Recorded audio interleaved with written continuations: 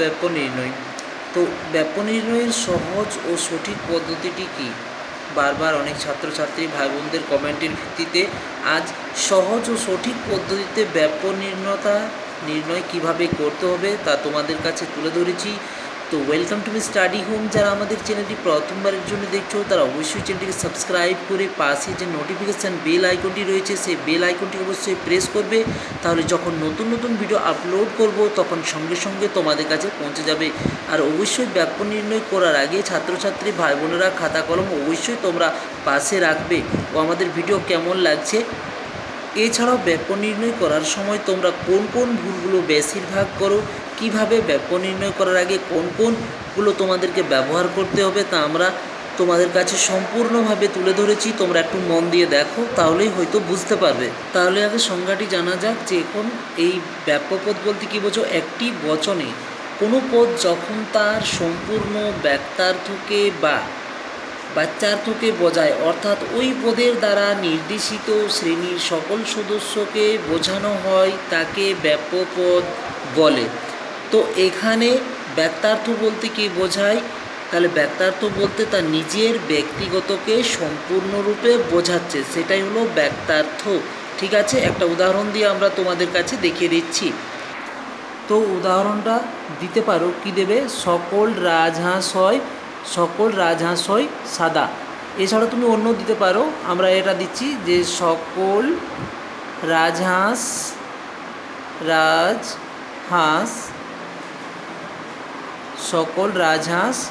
হয় সাদা। তো তোমরা অবশ্যই জানো যে সকলকে এখানে মানক বলা হয়। এর রাজহাঁস হলো উদ্দেশ্য পদ, হয় হলো সংযোজক, আর সাদা হচ্ছে বিধেয় পদ। তো এখানে কি বলা হলো? যে এখানে বলা হলো একটি বচনে কোনো পদ, অর্থাৎ একটি বচন, অর্থাৎ এটি একটি সম্পূর্ণরূপে বচন রয়েছে, এটি এ বচনে আছে। কোনো পদ অর্থাৎ রাজহাঁসটা হচ্ছে একটি পদ।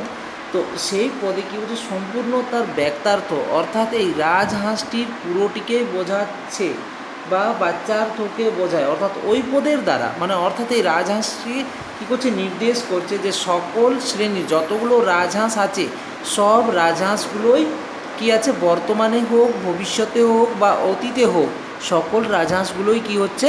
সাদা হচ্ছে। ঠিক আছে, এইটি হলো উদাহরণটি ব্যাপ্য। তোমাদেরকে বারবার বলছি, ব্যাপ্য নির্ণয় করার সময় তোমরা অনেকেই ভুল করে রাখো, বিভিন্ন কিছু ভুল করো। তোমরা উদ্দেশ্যটিকে বিধেয় ধরে নাও, অনেক সময় বিধেয়টিকে উদ্দেশ্যভাবে ধরে নাও, এইভাবে চলবে না। লজিক ফর্ম, প্রথমত তোমাদেরকে লজিক ফর্ম লিখতে হবে। ঠিক আছে, লজিক ফর্ম কী তা আমরা তোমাদের কাছে অবশ্যই তুলে ধরবো, তোমরা একটু মন দিয়ে দেখো, তাহলে হয়তো বুঝতে পারবে। তো এখানে মনে রাখবে, প্রথমে এই যে যদি তোমাকে ব্যাপ্য নির্ণয় করতে বলা হয় তাহলে তুমি কি করবে? এখানে দেখো অনেকেই ভুল করে, প্রতিটি রাজহাঁস হয় সাদা, এখানে কিন্তু বচন নির্ণয় করে না।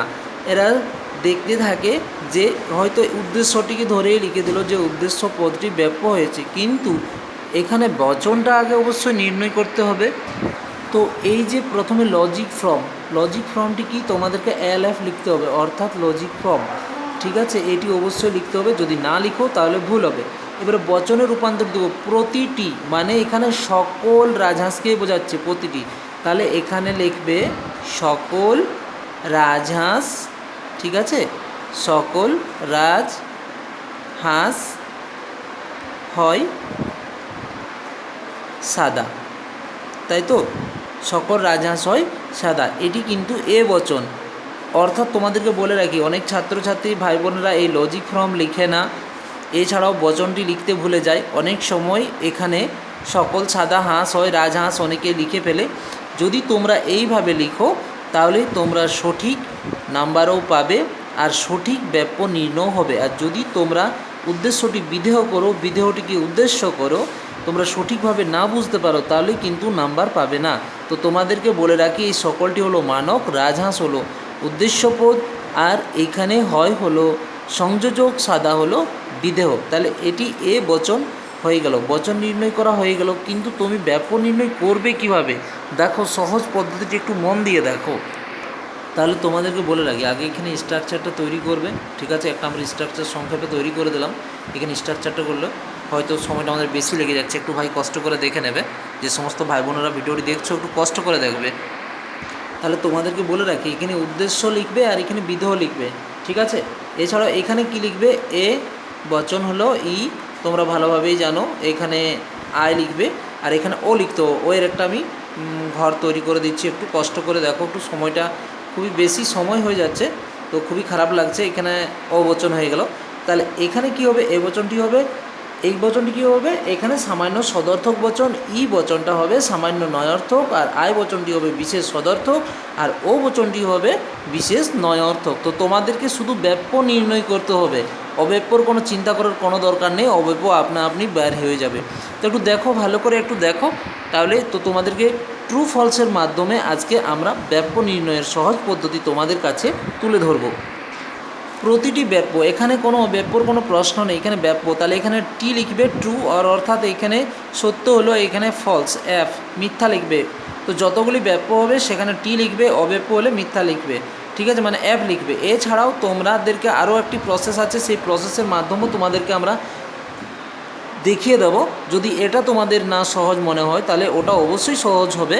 তো এখানে এস এ বিনব, তাই না, এইখানে এস এ বিনব মনে রাখবে, এস এ বিনব, এস এ বিনব, এইগুলো যদি তোমরা মনে রাখো তাহলে হয়তো অনায়াসে করতে পারবে, ঠিক আছে। তো তোমরা জানো এস ফর সাবজেক্ট হয়, আর পি ফর প্রেডিকেট, অর্থাৎ সাবজেক্ট মানে উদ্দেশ্য আর প্রেডিকেট মানে বিধেয়।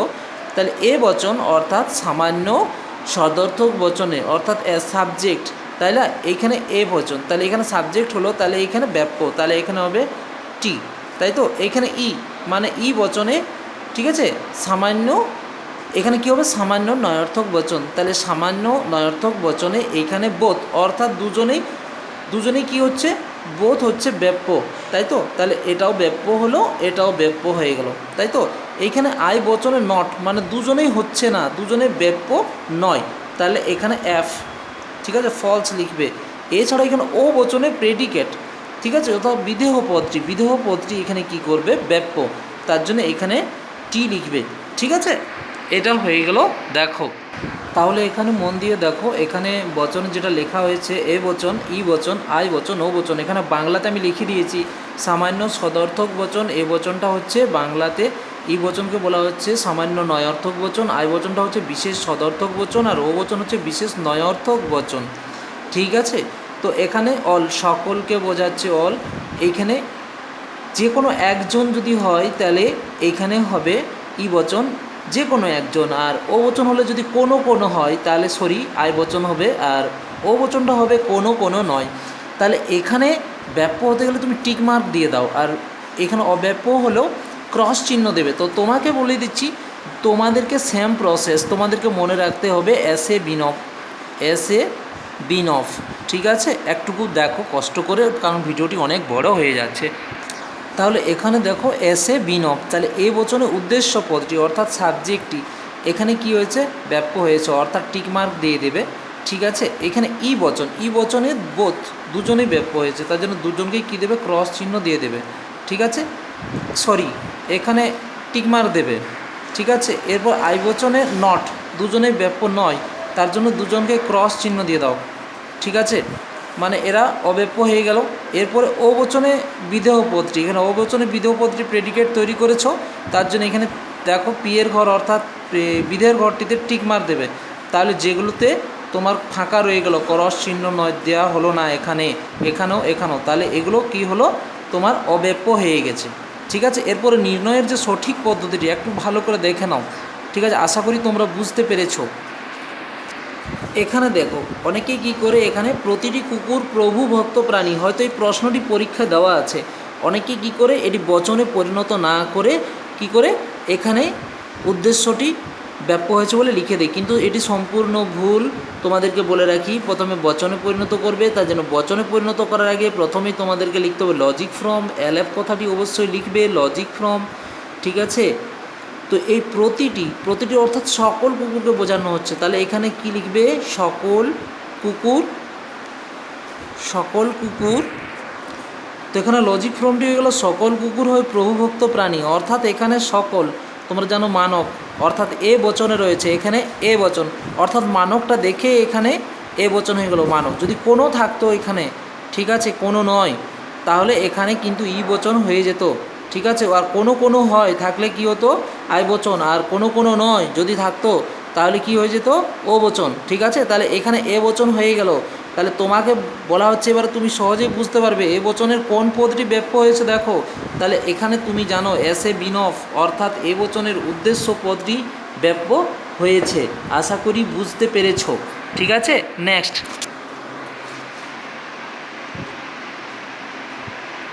তো এখানে দেখো, এখানে বলছে কেউ নয় রাজনীতিবিদ, কেউ নয়, ঠিক আছে। তাহলে এখানে রাজনীতিবিদ অর্থাৎ এখানে কি হয়েছে, এখানে উদ্দেশ্য পদটি রয়েছে। তাহলে এখানে রাজনীতিবিদ, তাহলে ব্যক্তি মানেই তো রাজনীতিবিদ হয়। তাহলে এখানে কি লিখবে, কোনো ব্যক্তি নয় রাজনীতিবিদ, কোনো, ঠিক আছে। এখানে লিখবে কোনো ব্যক্তি, ব্যক্তি নয় রাজনীতিবিদ, ঠিক আছে, রাজনীতিবিদ, ঠিক আছে, রাজনীতিবিদ। তাহলে তুমি পুরোপুরিভাবে বুঝে গেছো যে কোনো নয়। তাহলে এখানে ই বচন হয়ে গেল, কিন্তু এখানে লজিক ফ্রম লিখতে হবে। এলএফ কথাটি অবশ্যই লিখবে, লজিক ফ্রম, ঠিক আছে। লজিক ফ্রম লেখার পরে এটি লিখবে কোনো রাজনীতি, কোনো ব্যক্তি নয় রাজনীতিবিদ। তাহলে এখানে এটি হলো ই বচন। তাহলে এখানে উদ্দেশ্য পদ ব্যক্তিটি, ঠিক আছে। এখানে ই বচনে কি হচ্ছে, উদ্দেশ্য আর বিধেয় যেহেতু দুটোই কি বলছে, ব্যাপ্য হয়েছে। তাহলে এখানে লিখবে উদ্দেশ্য পদ ব্যাপ্য হয়েছে যদি উদ্দেশ্য পদ বলে, নতুবা লিখবে উদ্দেশ্য ও বিধেয় পদ দুটোই ব্যাপ্য, ঠিক আছে। তাহলে এখানে দেখো, এখানে বলছে সকল শিক্ষক নয় রাজনীতিবিদ, তাই তো। তাহলে এখানে সকল শিক্ষক নয়, তোমরা জানো যে এখানে সকল শিক্ষক রাজনীতিবিদ, কারণ এখানে এ বচন নয়। এখানে কি হবে, সকলটা কি হবে, লজিক ফ্রম লিখবে। আর এখানে কি লিখবে, কোনো কোনো শিক্ষক নয় রাজনীতিবিদ, ঠিক আছে, কোনো কোনো শিক্ষক নয় রাজনীতিবিদ। তাহলে এখানে লিখবে কোনো কোনো শিক্ষক নয় রাজনীতিবিদ, অর্থাৎ এটি কি হয়ে গেল, ও বচনে পরিণত হয়ে গেল। তাহলে তোমরা জানো ও বচনে কেবলমাত্র বিধেয় পদটি ব্যাপ্য হয়েছে। তাহলে এখানে লিখে দেবে অতএব, এখানে অতএব লেখার কোনো প্রয়োজন নেই, ও বচনে বিধেয় পদটি ব্যাপ্য হয়েছে, ঠিক আছে। আর এইখানে লিখবে যে ই বচনে দুটো পদেই ব্যাপ্য, উদ্দেশ্য বিধেয় পদ। আর এখানে সকল অর্থাৎ এ বচনে এ বচনের উদ্দেশ্য পদটি ব্যাপ্য হয়েছে। এরপরে আই বচনে যদি হয় থাকতো এখানে, ঠিক আছে, যদি হয় তাহলে আমি তোমাদেরকে আই বচনে একটি দেখাচ্ছি, একটু দেখো মন দিয়ে, তাহলেই বুঝতে পারো। তাহলে এখানে দেখা যাক অধিকাংশই ব্যক্তি রাজনীতিবিদ। তাহলে এখানে কি করবে, কোনো কোনো ব্যক্তি হন রাজনীতিবিদ, ঠিক আছে। তাহলে তোমরা কিন্তু একটু মন দিয়ে দেখো, কোনো কোনো ব্যক্তি হন রাজনীতিবিদ। তাহলে এখানে কোনো কোনো ব্যক্তি হন উদ্দেশ্য পদ, এখানে হন হচ্ছে সংযোজক, রাজনীতিবিদ হচ্ছে বিধেয়। তাহলে এখানে তোমরা জানো যে এটি কোন বচন হয়ে গেল, যে হন মানে বিশেষ সদর্থক বচনে রয়েছে, মানে এটি আই বচন হয়ে গেল, ঠিক আছে। এখানে লজিক ফ্রম লিখতে ভুলবে না, আই বচন লিখতে ভুলবে না, ঠিক আছে। এছাড়াও এখানে তোমাদেরকে বলে রাখি, এখানে যে তোমাদের ব্যাপ্য আর অব্যাপ্যর কথাটি